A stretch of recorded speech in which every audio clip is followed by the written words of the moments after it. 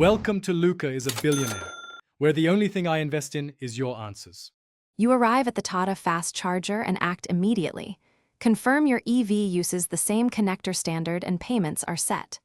Once done, park so the cable reaches comfortably, turn off HVAC and accessories to avoid wake drain, and engage the parking brake for safety. Make sure the charger shows ready or available. If it's reserved, wait or cancel.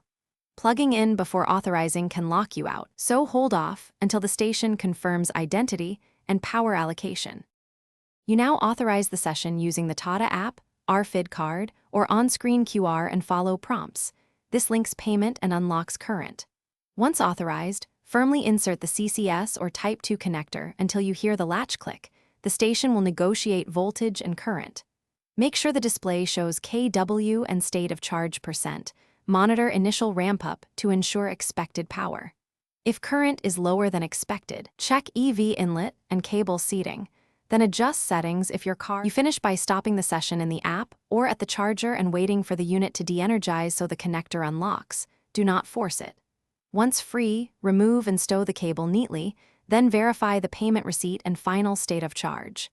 If a fault appears, note the error code and retry authorization.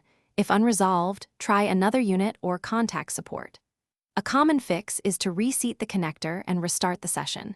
If still failing, capture photos for support and move vehicles if needed. Thanks for watching and please subscribe. It's the best investment you'll ever make.